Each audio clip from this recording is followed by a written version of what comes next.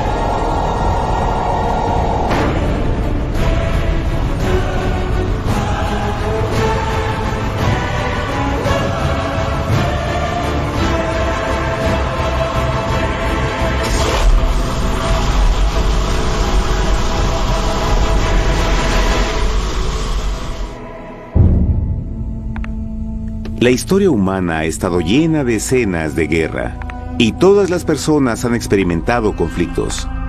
Pero para entender el origen del mal, debemos viajar al pasado, a la primera guerra en el universo. Porque esta guerra no ocurrió en la Tierra. Antes de que nuestro mundo existiera, hubo una guerra en el cielo. Hasta las palabras guerra en el cielo suenan como la última paradoja. Es casi inimaginable para todos que pudiera haber batallas y conflictos entre las creaciones perfectas de Dios en el paraíso. ¿Qué pudo haber causado este conflicto celestial? Por fortuna, un libro antiguo llamado la Biblia nos da suficientes detalles para poder atar los asombrosos cabos. Aunque trágica, también es una increíblemente tierna historia de amor, que va desde el principio de los tiempos tocándonos personalmente a usted, a mí y a cada uno de los individuos de la Tierra. Nuestra historia comienza hace tiempo, en la misma capital del universo, en un lugar llamado Cielo, que estaba lleno de seres angelicales que amaban hacer la voluntad de Dios. Bajo el justo y amoroso gobierno del Creador, todo el cielo disfrutaba de una existencia de felicidad y dicha perfecta. El príncipe supremo del cielo y comandante de los ángeles era el todopoderoso y amoroso Hijo de Dios, mejor conocido con el nombre que tomó cuando vino a la tierra, Jesús. Él era uno en propósito y mente con Dios el Padre. El cielo, bajo el mandato compasivo del Padre, Hijo y Espíritu Santo, probó ser un maravilloso lugar de paz y alegría. Para llevar a cabo las órdenes de Dios, la Trinidad estaba rodeada de un océano virtual de innumerables espíritus ministradores llamados serafines y querubines, o mejor conocidos como ángeles. Estas poderosas e inteligentes criaturas descubrieron su mayor alegría al cumplir las órdenes del Todopoderoso. Pero Dios creó un extraordinario ángel para servir como líder de la multitud celestial entera.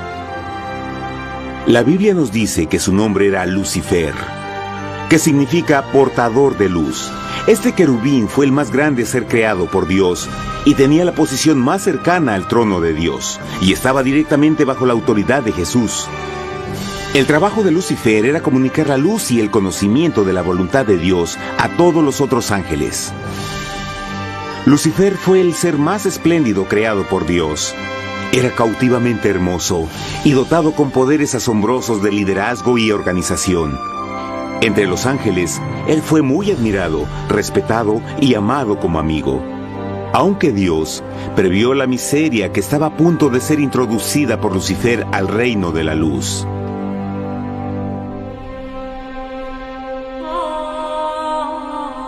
Lleno de sabiduría y acabado de hermosura, de toda piedra preciosa era tu vestidura, tú querubín grande y protector. Yo te puse en el santo monte de Dios. Allí estuviste, en medio de las piedras de fuego te paseabas. Perfecto eras en todos tus caminos, desde el día en que fuiste creado, hasta que se halló en ti maldad. Cuando Lucifer pudo darse cuenta de su belleza y poder, su corazón comenzó a cambiar gradualmente. Permitió que su enfoque se alejara de Dios y dirigió su amor hacia él mismo. Tal vez nunca entenderemos el cómo y el por qué estas semillas de rebelión germinaron en su corazón. Pero el profeta Isaías nos da una visión del pensamiento de Lucifer. ¿Cómo caíste del cielo, oh lucero, hijo de la mañana? Cortado fuiste por tierra. Tú que debilitabas a las naciones, tú que decías en tu corazón, subiré al cielo en lo alto, junto a las estrellas de Dios. Levantaré mi trono, sobre las alturas de las nubes subiré, y seré semejante al Altísimo. Lucifer gradualmente comenzó a codiciar el poder de Dios, pero no su personalidad. Al pensar en sus propias habilidades y belleza extraordinarias, los cancerosos tentáculos del orgullo y autoadmiración cautivaron su mente. Este resentimiento y envidia finalmente lo llevó a violar la sagrada ley de Dios y a rebelarse contra su gobierno. Necesitamos hacer una pausa y dejar algo en claro. Desde el principio, Dios ordenó que las leyes de la física gobernaran al mundo material en que vivimos. Sin esas leyes naturales, el universo sería un caos. Del mismo modo, las leyes morales de Dios siempre han provisto seguridad y estabilidad al cosmos. Algunos piensan que los 10 mandamientos no existieron, hasta que el Señor los entregó a través de Moisés en el monte Sinaí, pero las Escrituras nos enseñan que los principios de las leyes de Dios han existido por toda la eternidad, pues son la base fundamental de su paradisíaco reino de amor.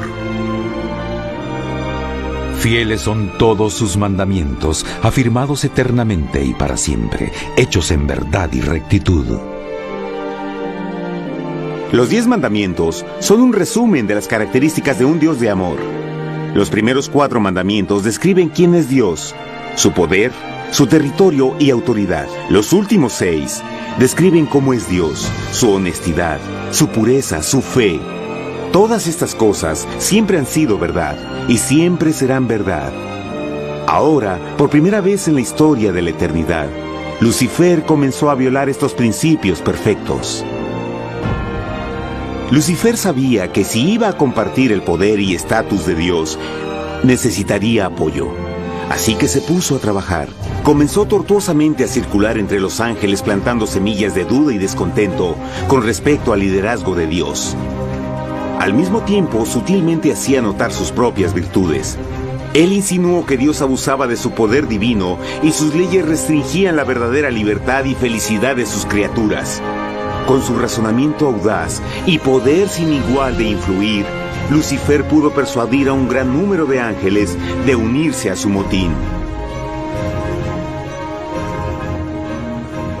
Tal vez se pregunten, ¿cómo es que tantos ángeles inteligentes pudieron ser embaucados para seguir a este desertor? Tengan en cuenta que hasta este punto ningún ángel había escuchado una mentira. Y en esta temprana etapa de la rebelión, los ángeles no se dieron cuenta de cuán obsesionado se volvería Lucifer con adquirir la posición de Dios.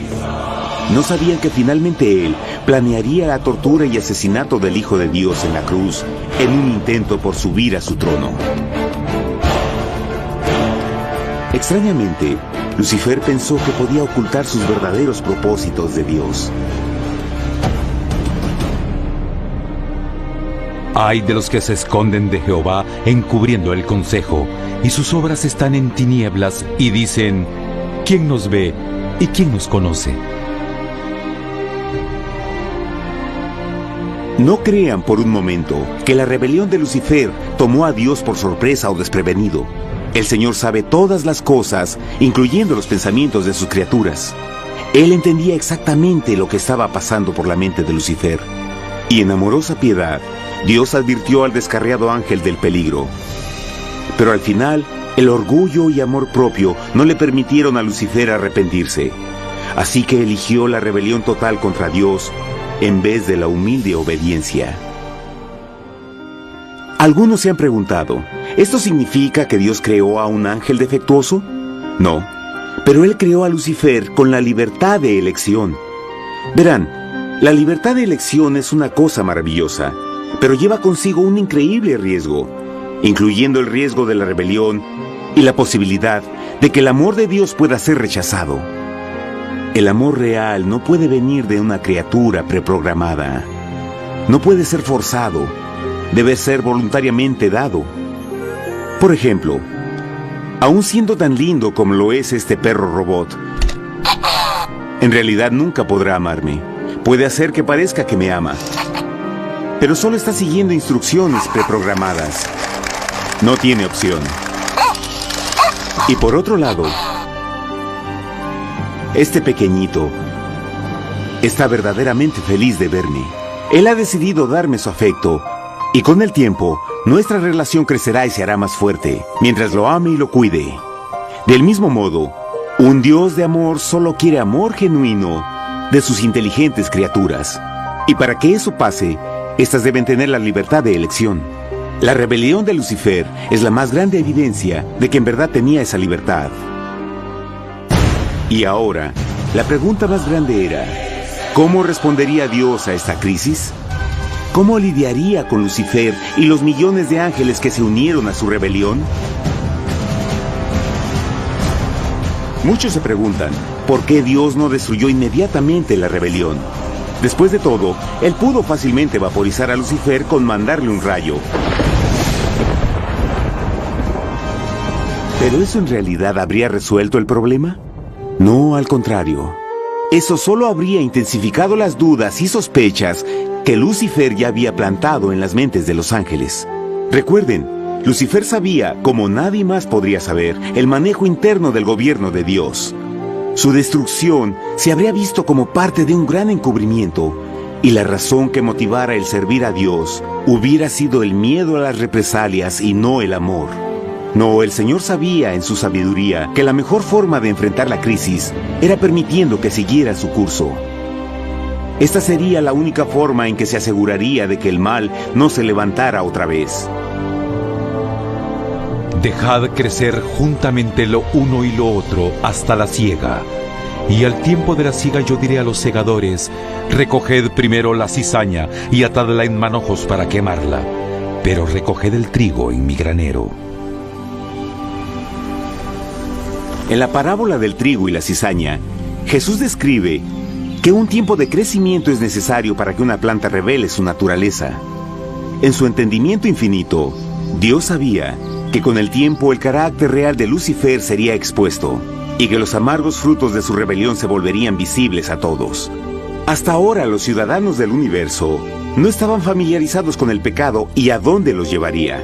Pero eso cambiaría cuando ellos vieran por sí mismos su terrible naturaleza autodestructiva. Al final, la sabiduría y amor del gobierno de Dios se mantendría por siempre confirmado y el universo estaría seguro. Cuando Lucifer y sus seguidores llevaron su rebelión abiertamente, el Señor supo que no habría paz si se les permitía quedarse en el cielo. Debía ponerse un límite, tomar acción y desalojar a los rebeldes. Pero Lucifer y sus seguidores nunca se irían por su propia voluntad o pacíficamente. El siguiente paso era la guerra.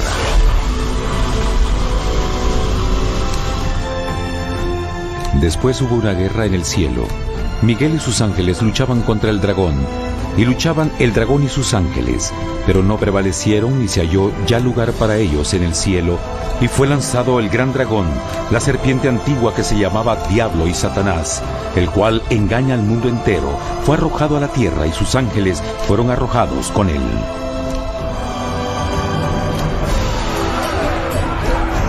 La Biblia no nos revela exactamente qué armas se usaron o cuánto duró este conflicto cósmico. Pero esta guerra fue como ninguna que los ojos mortales hayan visto jamás. Apocalipsis 12:4 nos dice que finalmente Lucifer y un tercio de los ángeles de Dios fueron físicamente expulsados del cielo.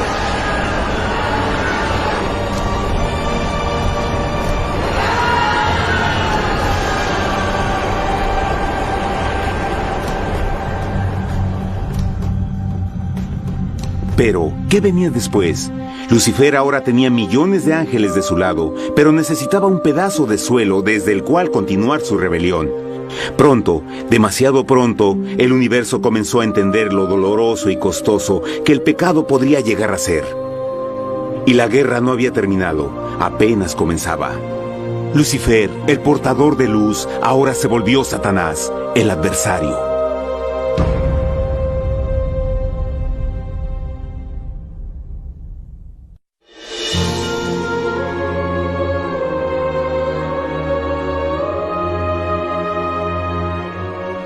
Después de la guerra en el cielo, Satanás y sus ángeles caídos fueron desterrados de la corte de la gloria. Por un tiempo el diablo y sus demonios vagaron por el universo, buscando inútilmente mundos que se compadecieran y que se unieran a su rebelión. Mientras tanto, el corazón de Dios sentía intensamente el vacío que creó la pérdida de Lucifer y sus ángeles. Y el Padre, Hijo y Espíritu Santo regresaron a su trabajo favorito, el maravilloso trabajo de la creación. Decidieron hacer un mundo nuevo, lleno con una variedad de asombrosas y diversas criaturas de amor. Este nuevo mundo sería único, porque las criaturas principales serían hechas a la imagen de Dios. Para ellos, el Señor también les daría dominio de este nuevo planeta que conocemos como Tierra. En el principio creó Dios la tierra, y vio Dios todo cuanto había hecho, y era bueno en gran manera. ¡Qué imagen tan asombrosa! Dios forma un nuevo mundo, nuestro planeta Tierra. Y con cada maravilloso día de la creación, algo nuevo y espectacular entraba a formar parte de la escena. Por ejemplo, en el tercer día Dios habló y vegetación hermosa y exuberante saltó a la existencia. Plantas de todos los colores, formas y tamaños. En el quinto día, el mundo estaba lleno con asombrosas, exóticas criaturas que podían ya sea elevarse por los cielos o deslizarse libremente por las aguas azules, y algunas podían hacer ambas cosas. El sexto día vio la presentación de una variada y diversa multitud de animales terrestres. Desde el gigante elefante hasta la pequeña ardilla, cada uno encontró un hogar en el nuevo planeta y un lugar para vivir en armonía con el resto de la creación. Y también en el sexto día, Dios creó al hombre. Entonces dijo Dios: hagamos al hombre a nuestra imagen, conforme a nuestra semejanza.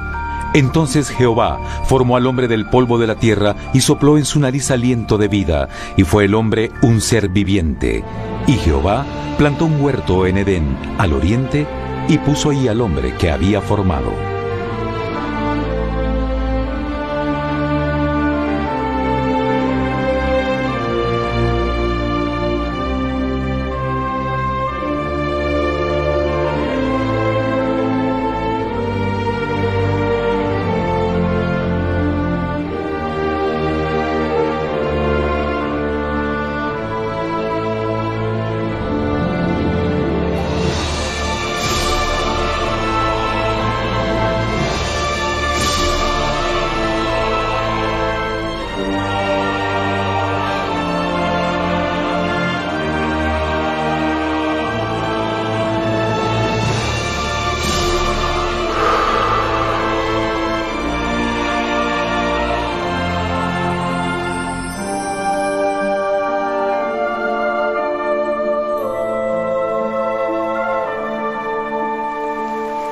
¡Qué enorme honor! Ser creado a la semejanza de Dios. Ser un individuo libre pensador y totalmente autónomo. Al principio, el hombre no notaba su desnudez. Probablemente eso fue porque antes del pecado, él estaba vestido con gloria y luz.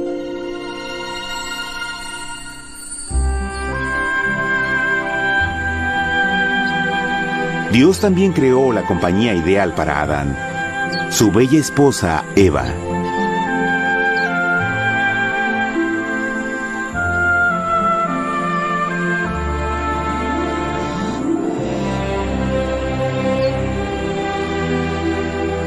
La alegre pareja fue colocada en un magnífico jardín perfectamente diseñado para aumentar su felicidad. A Adán, Eva y a las otras criaturas de la tierra también les dieron el privilegio divino de procrearse a su propia imagen. La intención de Dios fue que la raza humana tuviera dominio sobre este paraíso perfecto para siempre. Eternamente felices y sanos, trabajarían con la flora del jardín de Dios, mientras disfrutaban del afecto y compañía de todas las criaturas bajo su cuidado. El ambiente que nuestros primeros padres experimentaron fue muy diferente al mundo de hoy. Las rosas no tenían espinas, los insectos no mordían ni picaban, y los leones y ovejas jugueteaban juntos. Pero la bendición más grande era que los humanos vivían en perfecta armonía con su Creador. Cada séptimo día, Adán y Eva descansaban de su placentera labor y tenían una gozosa comunión con la visita de su Creador. Era un mundo espléndido y maravilloso. Y este estado de felicidad habría continuado por la eternidad si nuestros primeros padres hubieran mostrado fidelidad con una simple prueba. Pero del árbol del conocimiento del bien y del mal no comerás, porque el día que de él comas ciertamente morirás. Puesto que el adversario había contaminado el universo con su rebelión, el Señor vio la necesidad de una simple prueba de amor y lealtad. ¿Recuerdan? Los ángeles buenos vieron a un tercio de sus amigos ser expulsados del cielo durante la guerra. ¿Cómo podrían estar seguros que estos nuevos humanos no se unirían a Lucifer y causarían más problemas? Así que el Señor plantó un árbol único en el jardín. Un árbol cuyo fruto no debía ser comido so pena de muerte. Al pasar esta simple prueba de obediencia, Adán y Eva mostrarían su lealtad hacia Dios y su fe en su palabra. Aún más, era una prueba de amor.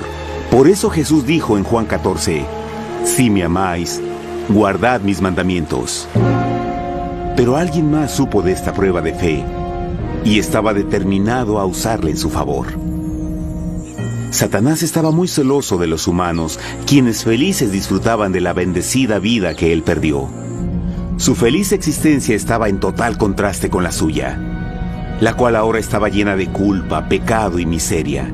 En su resentimiento y enojo, no estaba dispuesto a dejar a la pareja en paz, pues el pecado siempre buscará arrastrar a otros consigo.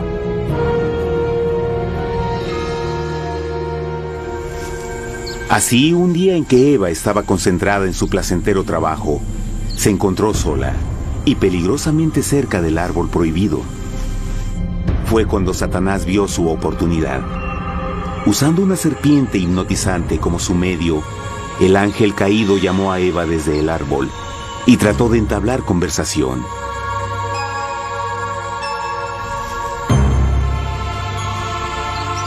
Sus palabras encantadoras fueron cuidadosamente calculadas para infundir desconfianza a Dios.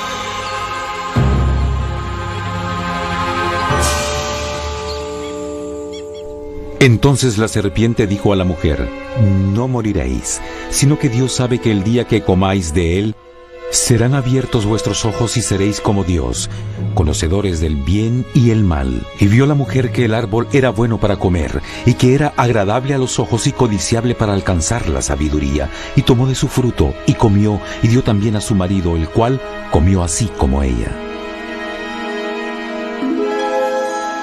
Trágicamente, cuando Eva escuchó la suave y sedosa voz del tentador, comenzó a tener dudas sobre la palabra de Dios. La serpiente la engañó con la promesa de gran poder y sabiduría. Eso llamó su atención, Después de todo, aparentemente el fruto le dio a la serpiente la habilidad de hablar. ¿Qué otros poderes podría darle a ella?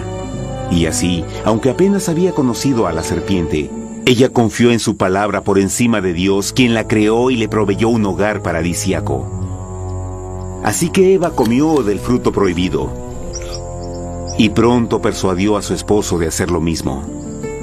Adán pudo haber elegido mantenerse leal a Dios, pero él puso su amor por su esposa sobre su amor por Dios.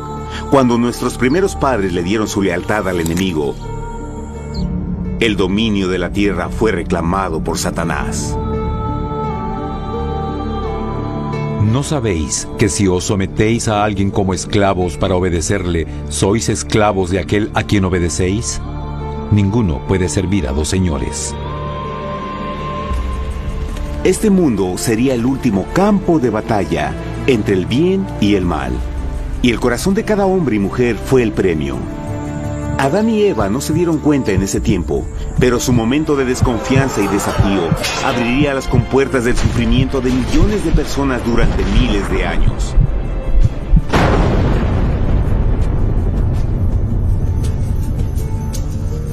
Por tanto, como el pecado entró en el mundo por un hombre, y por el pecado la muerte, así la muerte pasó a todos los hombres, por cuanto todos pecaron. Nuestros primeros padres pronto se enfrentaron al terrible resultado de su pecado. En su estado santo, Adán y Eva resplandecían con túnicas de gloria. Después de pecar, sus túnicas naturales de luz se desvanecieron y se sintieron mortificados con la sensación de su desnudez. Vergüenza y temor reemplazaron su alegría y paz y trataron de cubrir su desnudez con hojas. Ahora también se encontraban bajo la constante influencia del diablo. Cediendo a la tentación, habían debilitado su naturaleza y Satanás había ganado poder sobre la humanidad. Las personas no podían resistir a las tentaciones del diablo con su propia fuerza.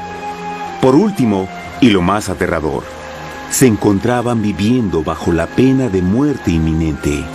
Dios les había advertido que la desobediencia traería la muerte. Ya habían experimentado la muerte espiritual. ¿Cuánto tiempo pasaría para que sufrieran la muerte física también? En ese punto su futuro no tenía nada más que oscuridad y desesperación. Echó pues fuera al hombre, y puso al oriente del huerto de Edén querubines, y una espada encendida que se revolvía por todos lados para guardar el camino del árbol de la vida. Igual que el pecado provocó que los ángeles caídos fueran expulsados de su hogar celestial, ahora por la desobediencia, Adán y Eva fueron sacados de su jardín, su hogar en el paraíso. Todo a su alrededor estaba cambiando rápidamente y la humanidad se encontró susceptible a las penas, enfermedades y finalmente a la muerte. Hasta los animales y plantas estaban infectados por la terrible maldición. Las espinas y cardos ahora aparecían en árboles y flores, y los animales que anteriormente eran gentiles comenzaron a matarse y devorarse unos a otros. El peor resultado fue que el pecado separó a la humanidad de Dios. Pero vuestras iniquidades han hecho división entre vosotros, y vuestro Dios y vuestros pecados han hecho ocultar de vosotros su rostro para no oír. En la creación, a Adán y Eva se les dio el honor de hablar con los ángeles y hasta con el Hijo de Dios cara a cara. Pero Dios es tan puro y santo que ningún mal puede existir en su presencia. Ahora que los primeros humanos habían pecado, Dios alejó su santa presencia de ellos por su propia protección. El pecado había quemado una catarata en el alma del hombre que ya no podía ver la dimensión espiritual. Desde ese momento en adelante, la comunicación con el cielo sería limitada. Conforme estas maldiciones cayeron sobre Adán y Eva, el corazón de Dios se llenó de tierna compasión.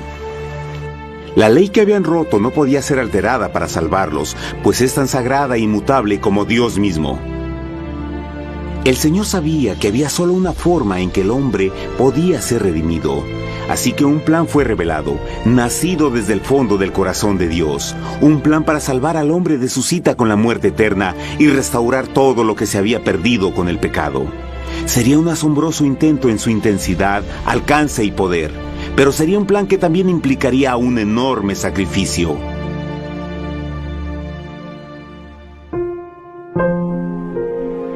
En esto se mostró el amor de Dios para con nosotros, en que Dios envió a su Hijo unigénito al mundo para que vivamos por Él.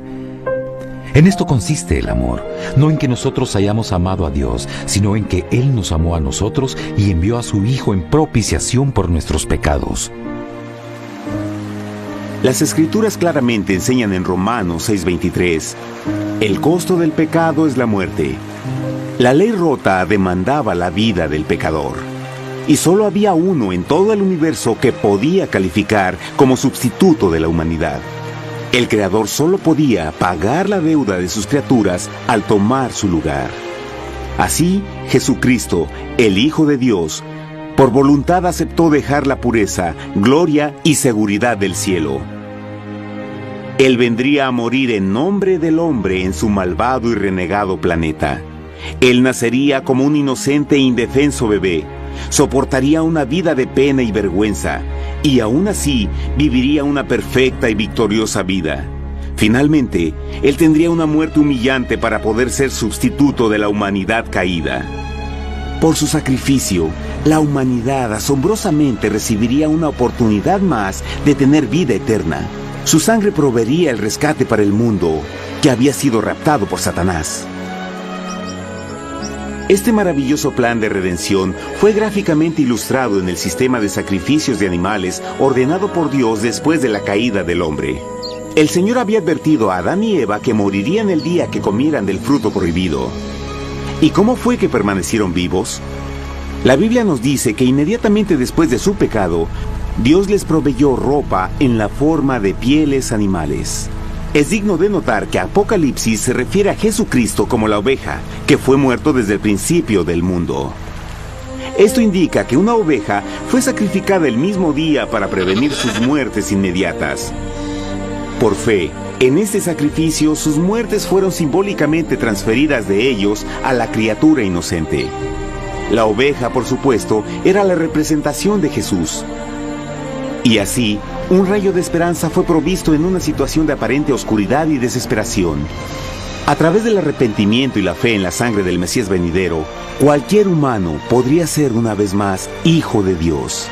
Pero a pesar de este maravilloso plan, Satanás aún tenía dominio sobre la tierra, y la vida en este mundo no sería fácil. En el mundo tendréis aflicción, pero confiad, yo he vencido al mundo.